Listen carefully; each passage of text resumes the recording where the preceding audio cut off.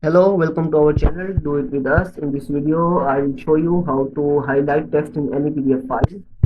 So first, right click on PDF file and then scroll to open with, and then click on Microsoft Edge.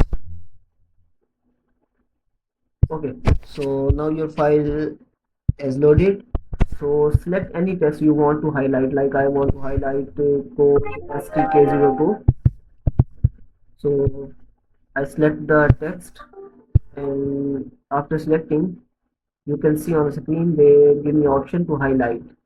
Then simply click the color in which you want to highlight. So see, the text has been highlighted.